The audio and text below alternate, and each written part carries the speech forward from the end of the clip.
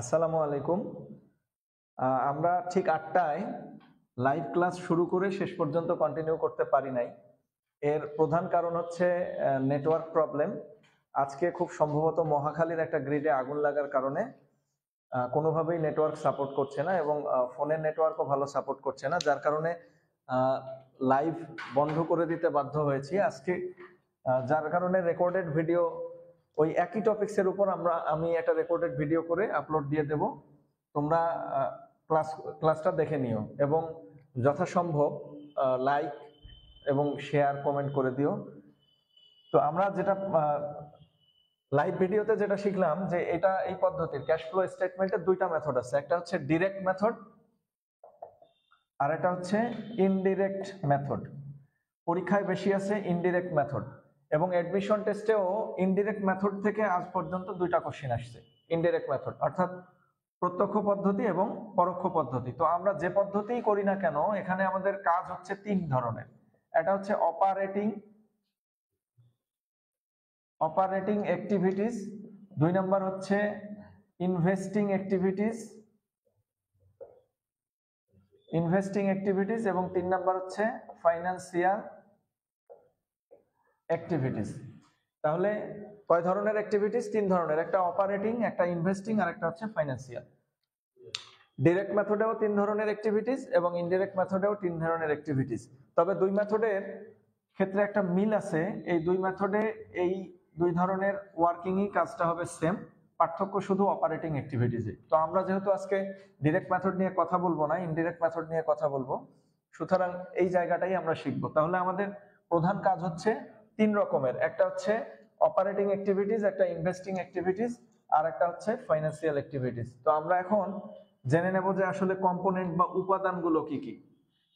এটা হচ্ছে investing activities, এটা হচ্ছে ফাইন্যান্সিয়াল অ্যাক্টিভিটিস। ইনভেস্টিং অ্যাক্টিভিটিস এর উপাদান হচ্ছে ফিক্সড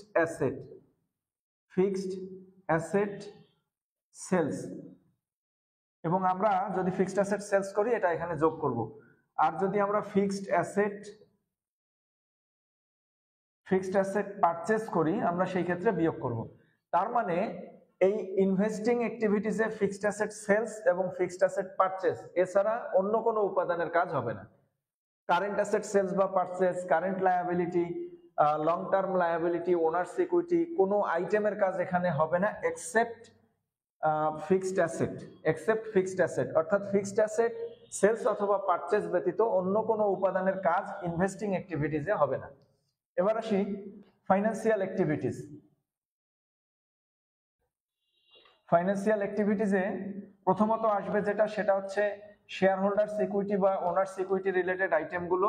এরপরে হচ্ছে লং টার্ম লায়াবিলিটি রিলেটেড আইটেমগুলো এবং হচ্ছে ডিভিডেন্ড পেইড। এই তিন ধরনের আইটেম এখানে আসবে, শেয়ার হোল্ডার্স বা owners equity related item, long term liability related item এবং ডিভিডেন্ড পেইড। এই তিন ধরনের আইটেমের এখানে কাজ হবে। তাহলে কিভাবে কোশ্চিনে থাকতে পারে? কোশ্চিনে থাকবে হচ্ছে যদি যে কোনো শেয়ার ইস্যু বা বিক্রয় করে তাহলে আমরা সেটা যোগ করব। যদি যে কোনো শেয়ার পারচেজ করে তাহলে আমরা সেটা বিয়োগ করব। এরপরে হচ্ছে ডিবেঞ্চার, ডেপ্ট বা লোন, এটা যদি ইস্যু করা হয় তাহলে আমরা প্লাস করব, আর যদি ডিবেঞ্চার, ডেপ্ট বা লোন যদি পেইড করা হয় তাহলে আমরা মাইনাস করব, আর যদি ডিভিডেন্ড পেইড করি তাহলে সেক্ষেত্রেও মাইনাস করব। মনে রাখতে হবে, যদি ক্যাশ ইনক্রিজ হয়, টাকা আসে, তাহলে আমরা যোগ করব, আর ক্যাশ ডিক্রিজ বা টাকা যদি আমাদের কমে যায় তাহলে আমরা বিয়োগ করব। চিন্তা করো, যদি শেয়ার ইস্যু করি বা বিক্রয় করি তাহলে টাকার পরিমাণ বাড়বে, যোগ। যদি শেয়ার পারচেজ করি তাহলে টাকার পরিমাণ কমে যাবে, বিয়োগ। ডিবেঞ্চার যদি ইস্যু করি টাকা বাড়বে, যোগ করব, আর ডিবেঞ্চার পেইড করলে টাকার পরিমাণ কমে যাবে, আমরা বিয়োগ করব। লভ্যাংশ যদি শেয়ার হোল্ডারদেরকে দেওয়া হয় তাহলে কোম্পানির টাকার পরিমাণ কমে যাবে, আমরা বিয়োগ করব। আর এখানে ইনভেস্টিং অ্যাক্টিভিটিসে দেখো, ফিক্সড অ্যাসেট সেলস করলে আমাদের টাকার পরিমাণ ইনক্রিজ হবে, যার কারণে আমরা টাকা কি করব? যোগ করব। এবং যদি আমরা পারচেজ করি তাহলে আমাদের টাকার পরিমাণ কমে যাবে কোম্পানির, যার কারণে আমরা এটা হচ্ছে বিয়োগ করে দেব।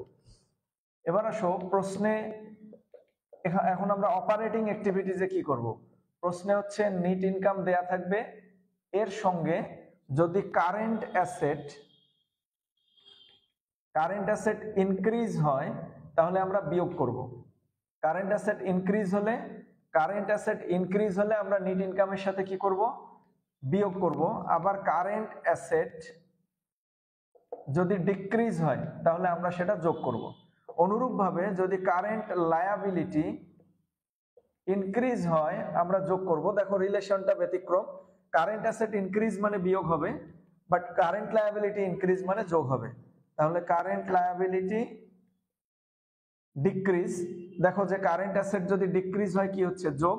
তাহলে কারেন্ট লায়াবিলিটি ডিক্রিজ হওয়া মানে বিয়োগ। তাহলে আমরা ডেপ্রিসিয়েশন আমরা যোগ করব, loss on sales of fixed asset আমরা যোগ করব, আর হচ্ছে finally gain from sales of fixed asset আমরা এটা বিয়োগ করব। তাহলে অপারেটিং অ্যাক্টিভিটিজে এই উপাদানগুলোর বাহিরে কোনো কাজ হবে না। ইনভেস্টিং অ্যাক্টিভিটিজে কি কি হবে? অনলি ফিক্সড অ্যাসেট, এর বাইরে অন্য কোনো উপাদানের কাজ হবে না। এখান থেকে কিন্তু ঢাকা ইউনিভার্সিটিতে একটা কোশ্চিন আসছে, নিম্নের কোনটি বিনিয়োগ সংক্রান্ত কার্যক্রমের উপাদান? বেতন, ভাড়া, বিজ্ঞাপন, আসবাবপত্র। তাহলে আনসার হবে আসবাবপত্র, যেহেতু আসবাবপত্র স্থায়ী সম্পদ। আর ফাইন্যান্সিয়াল অ্যাক্টিভিটিজে কি হবে? শেয়ার ইস্যু করা হলে যোগ হবে, শেয়ার পারচেজ করা হলে বিয়োগ হবে, ডিবেঞ্চার ইস্যু করা হলে কি হবে? যোগ, ডিবেঞ্চার পেইড করা হলে বিয়োগ, ডিভিডেন্ড পেইড করলে সেটা হবে বিয়োগ। এইটা ডিবেঞ্চার মানে ঋণপত্র, ডেট, বন্ড, ডিবেঞ্চার, লোন। মনে থাকবে, ডেট, বন্ড, ডিবেঞ্চার এবং লোন যদি আমরা ইস্যু করি তাহলে প্লাস হবে, আর যদি আমরা পেইড করি তাহলে মাইনাস হবে। আর ডিভিডেন্ড যদি পেইড করি সেক্ষেত্রে মাইনাস হবে। আর এই কম্পোনেন্টগুলো বাদে, এই উপাদানগুলো বাদে যত উপাদান আছে সব উপাদানগুলোর কাজ হবে অপারেটিং অ্যাক্টিভিটিসে। কি কি উপাদান? কোশ্চিনে নেট ইনকাম দেয়া থাকবে, যদি দেয়া না থাকে আমাদেরকে বের করে নিতে হবে। তখন দেখা যাবে হয়তো গ্রস প্রফিট আর অপারেটিং এক্সপেন্স দেয়া থাকবে, তাহলে গ্রস প্রফিট থেকে যদি আমরা অপারেটিং এক্সপেন্স বাদ দেই তখন নেট ইনকাম পাবো। এর সাথে কারেন্ট অ্যাসেট ইনক্রিজ হলে বিয়োগ করব, কারেন্ট অ্যাসেট ডিক্রিজ হলে যোগ করব, কারেন্ট লায়াবিলিটি ইনক্রিজ হলে যোগ করব, কারেন্ট লায়াবিলিটি ডিক্রিজ হলে বিয়োগ করব, ডেপ্রিসিয়েশন যোগ করব, loss on sales of fixed asset. এখানে কিন্তু সেলস অফ ফিক্সড অ্যাসেট না, এটা হচ্ছে loss on sales of fixed asset. তার মানে কি? এই যে এইখানে দেখো সেলস অফ ফিক্সড অ্যাসেট, যদি ফিক্সড অ্যাসেট সেলস করা হয় সেটা যাবে ইনভেস্টিং অ্যাক্টিভিটিজে, কিন্তু loss on sales of fixed asset যদি হয় তখন সেটা আসবে অপারেটিং অ্যাক্টিভিটিজে। অনুরূপভাবে ফিক্সড অ্যাসেট পারচেজ করা হলে হবে ইনভেস্টিং এ, আর gain from sales of fixed asset হলে সেটা যাবে হচ্ছে অপারেটিং এ, বিয়োগ হবে।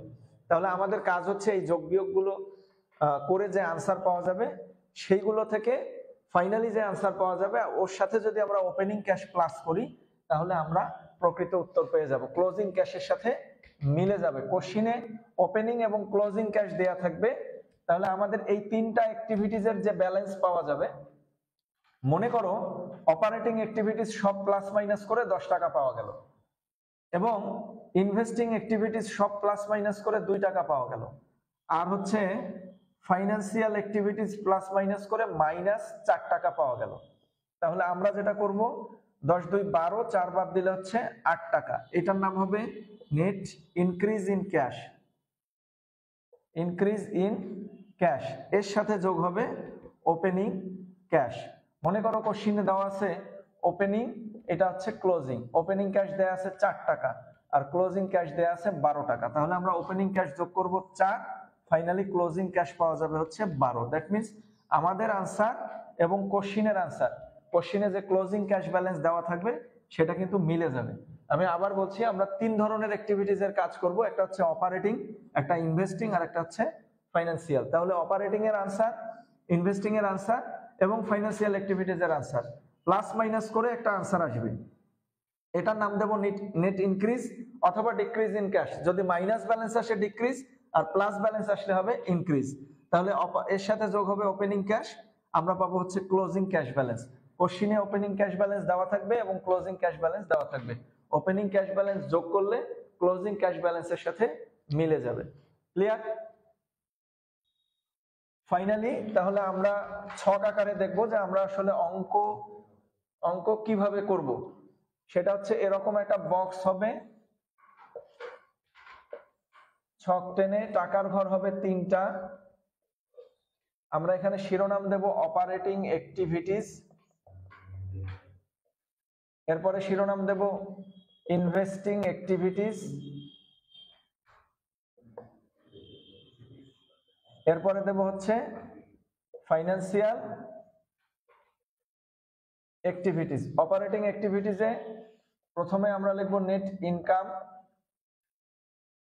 এই ঘরে, এর সাথে আমরা কারেন্ট অ্যাসেট যদি ইনক্রিজ হয় বিয়োগ করব, কারেন্ট অ্যাসেট ডিক্রিজ হলে যোগ করব, কারেন্ট লায়াবিলিটি যদি ইনক্রিজ হয় আমরা যোগ করব, কারেন্ট লায়াবিলিটি যদি ডিক্রিজ হয় আমরা বিয়োগ করব। দেখো কারেন্ট অ্যাসেট ইনক্রিজ মানে বিয়োগ, কারেন্ট অ্যাসেট ডিক্রিজ মানে যোগ, বাট কারেন্ট লায়াবিলিটি ইনক্রিজ মানে যোগ, কারেন্ট লায়াবিলিটি ডিক্রিজ মানে বিয়োগ। এরপরে ডেপ্রিসিয়েশন আমরা যোগ করব এবং loss on sales of fixed asset আমরা যোগ করব, আর gain from sales of fixed asset আমরা বিয়োগ করব। ফাইনালি আমরা একটা আনসার পাবো cash flow from operating activities অথবা cash used from operating activities. যদি প্লাস ব্যালেন্স আসে তাহলে সেটার নাম দেব আমরা cash flow from operating activities, আর মাইনাস ব্যালেন্স আসলে আমরা নাম দেব cash used from operating activities. এবার ইনভেস্টিং অ্যাক্টিভিটিসে ফিক্সড অ্যাসেট সেলস আমরা এটা যোগ করব এবং ফিক্সড অ্যাসেট পারচেজ আমরা এটা বিয়োগ করব, বিয়োগ করে একটা ব্যালেন্স পাবো। এরপরে আমরা যেটা করব যে শেয়ার ইস্যু আমরা যোগ করব, শেয়ার পারচেজ আমরা বিয়োগ করব,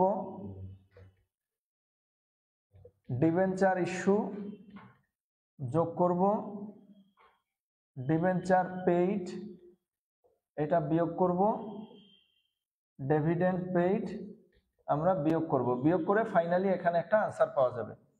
এই যে 3টা আনসার, এই 1 2 3 এই 3টা আমরা যোগ করে দেব এবং এর সাথে আমরা কি যোগ করব, ওপেনিং ক্যাশ।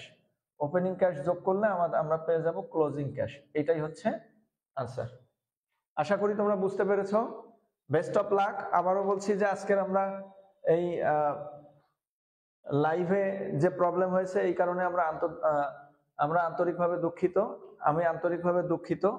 পরের দিন থেকে আবার লাইভ ইনশাল্লাহ কন্টিনিউ হবে। তোমরা এইভাবে প্র্যাকটিস করতে থাকো। প্রথম কাজ হচ্ছে সূত্র মুখস্থ করা এবং তারপরে হচ্ছে বই দেখে 1 থেকে 2টা অঙ্ক প্র্যাকটিস করা। ভালো থেকো। আসসালামু আলাইকুম।